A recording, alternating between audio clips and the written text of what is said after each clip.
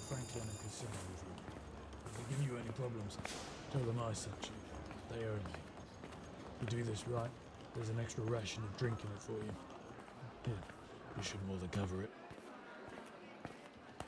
Hello. Can I help you? Looking for passage? Huh. Quite a little way then. Been a while since I've been to London, but it just so happens that I have business there myself. Though I hope you don't mind an extended trip, as we have a few stops before then. I can't guarantee a smooth and comfortable ride, my friend, but given you're coming to me and not one of the liners, I suspect you know that already.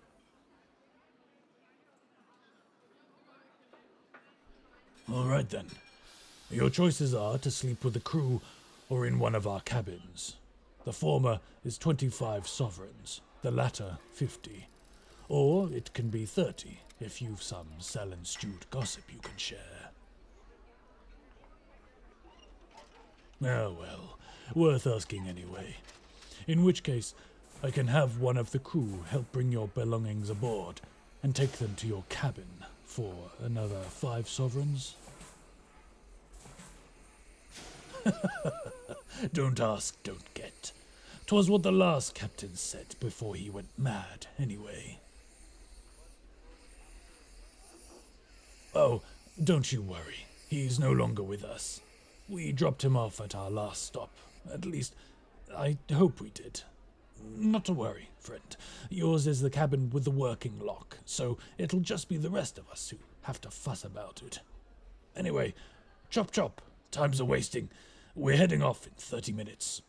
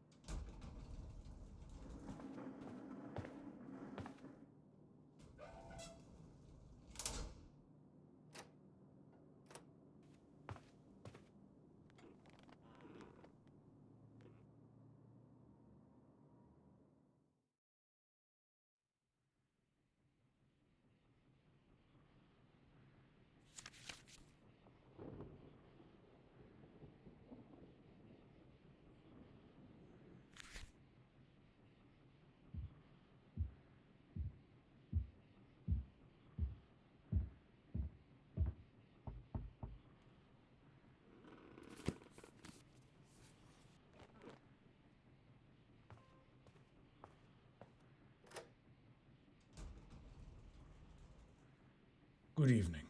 I trust our accommodation suits your needs. If you've any requests, it's best to make them before we make our next port, though there will be a charge.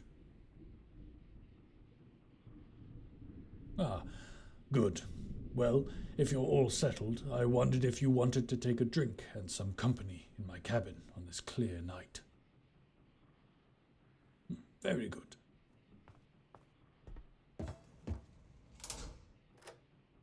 Just follow me, if you please.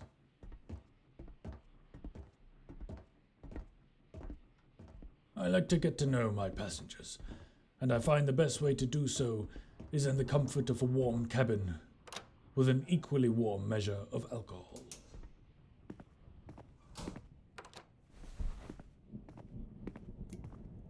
It's not the finest, but it goes down without touching the sides. Cheers.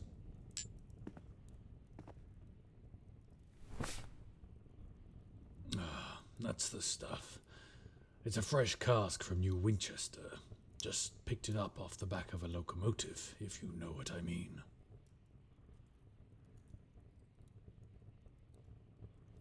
Of all the sinful indulgences between here and London, I only allow limited imbibing of alcohol upon my locomotive. Opiates, honey, and even the rarefied mirror-catch box reside exclusively within the hold. Our business may be unseemly to some, but an adult crewman is a useless one. What vices they might explore on shore leave, however, is entirely their business.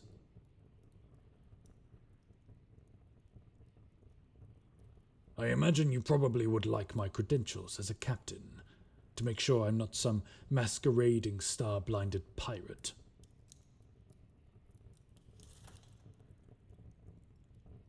Well, that's kind of you to say, but one can never be too careful in the high wilderness and beyond. I thought it polite to ask.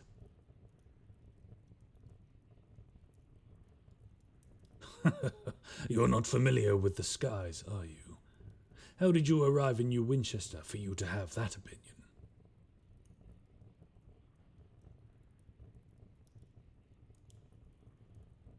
Ah, now it falls into place.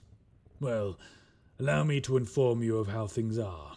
You see, out here, the things protecting folks like you and I from guests, scribe spinsters, and worse, is this steel hull, the crew, and the Cotterell and Hathersage attached to this fine locomotive. Do not underestimate the high wilderness. I assure you that though we may be far from the Z, the skies are distinctly less friendly. No cause for alarm. If it was something truly worth concerning ourselves with, the watchman would have called. Come, let me show you something.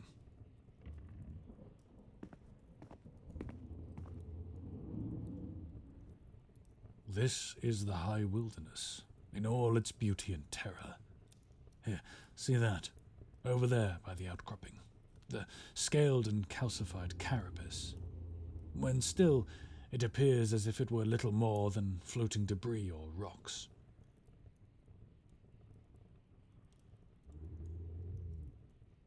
Cantankerous, scourge of junior vessels and annoyance of the veterans. Best watched from a distance, or you may find its complaints becoming a more immediate problem. They can be worth it for their stomach, and occasional jewels encased in their carapace, though more an opportunity, or well, an inopportunity when it presents itself. Some captains will make a point of hunting them down, if at least to deal with them immediately.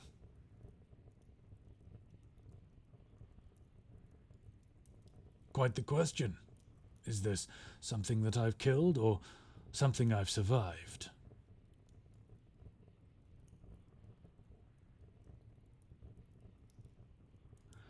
Well, this was a good 2 years ago. I was first mate, you see, on account of our captain still retaining most of his faculties. We'd charted a course through Eleutheria, and our navigator at the time, bless her soul, had decided to cut through a thin stretch of sky between two large masses. Understand that Eleutheria is not a place any sane captain has their lamp uncovered for long, lest you draw the ire of all manner of creatures.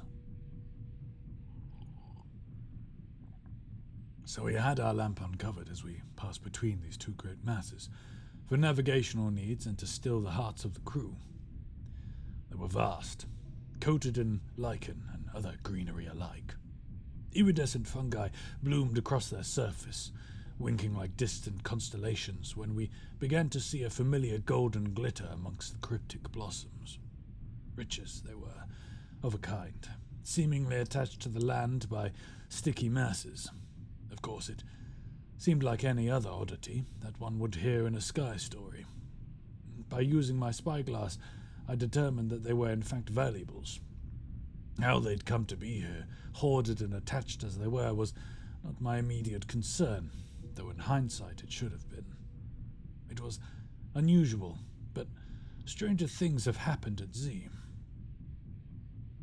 Naturally, the more junior crew asked if it would be worth donning their sky suits to retrieve these potential riches. But no sane captain allows for such ridiculous behavior, and as their first mate, naturally would not trouble the captain with such an absurd suggestion.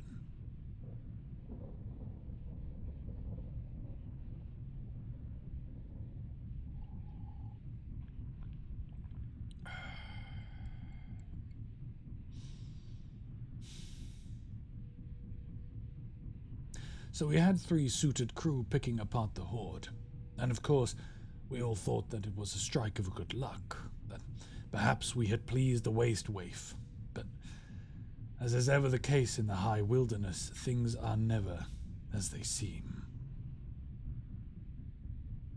The wall, not 10 feet away from our prize, moved. It peeled away, like the page of a book, to reveal vast ears, a snouted nose, beady eyes, and fangs that could split a man from stem to stern. The thing inhaled. It swelled in a gust of air like an inflating bladder, and in those malicious eyes I knew death. This was no bounty waiting for us, friend. We disrupted a curator.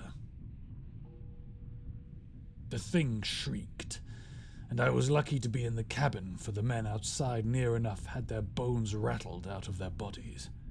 I had the emergency retrieval, of course, but only 2 made it back, the third falling victim to a swipe of the vast beast's claws. I saw him briefly, pale skin, and a savage tear in his suit before his body went spinning into the dark. It was all hands, battle stations, and we stoked the furnace with as much coal as we could shovel, whilst the curator, disturbed from its sleep, dislodged itself from the wall like some kind of unfurling flesh flower. A great flap of its wings sent gusts towards us, buffeting the engine to and fro, and we pushed it hard. At first, we attempted to steer away, put our thrusters between us and it and escape, which was just as well, as the second shriek shook the vessel, rattling the windows and making even the riveted bolts shudder in their fixings. Pressure spiked in the boiler, forcing the emergency valve to release, and for us to lose precious steam. Tell me, friend, have you ever felt the hand of a god on your shoulder? Because let me tell you, I've never felt more abandoned in my life. So, there we were, exposed like a gazelle before the lioness, the giant bat looming over us, claws outstretched, ready to grasp and puncture the boiler before ripping us apart. Side onto the thing, we could bring no guns to bear. It was just a matter of time before it screamed us to striplings. And then the damn captain has the most insane idea I think a man could ever have. "Ram it," he says. "Ram the thing and crush it." Of course, without any recourse other than cowering with our hands over our heads, we set to work. More coal, more heat, more pressure. And as the thing leers down at us, peering through our windows and inhaling for what would surely be our last breath, we opened up the side thrusters, pulled the release cord, and anyone standing is sent flying as our locomotive is sent hurling into the bat, squashing the giant thing between us and the rocks. Friend, let me tell you, there is little worse smelling than a cooked bat stuck to the flank of your locomotive's boiler for a few days as you limp back to port. I swear, I still catch a whiff of it every once in a while when I walk the corridors. But by Jove, we survived, and with another tale to tell. The crewman. Lost, I'm afraid. We looked for as long as we could, but there was no further sign. Though there was an informal service held between us as we scavenged for valuables. But in the ruckus, we dislodged some of the hoard. So much of it had gone into the ether, however, that we could retrieve only a fraction. We still made a small donation to their folks, but well, it's just how things are out here. No point getting morose about it. I know someday I'll sail my last voyage out here. Intense it was, aye, but nothing that a trip to Magdalene's can't resolve. Sometimes I speak to the crewmen we lost, and they assure me there was nothing we could have done, but sometimes I wonder. We're on our way there now, incidentally. A shipment of impounded prisoners' honey needed delivering. Perhaps I'll speak to them again. Have you been before?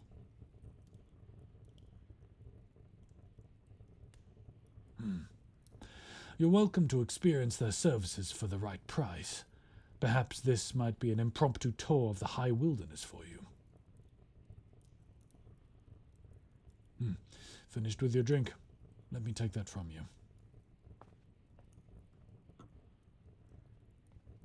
Would you have me walk you back to your quarters? Not a problem. This has been a pleasant walk down memory lane. I'm glad to have shared it with you, and who knows, maybe you'll catch a taste of sailing the ether. Have a fine night, and don't forget breakfast is at 8 in the mess.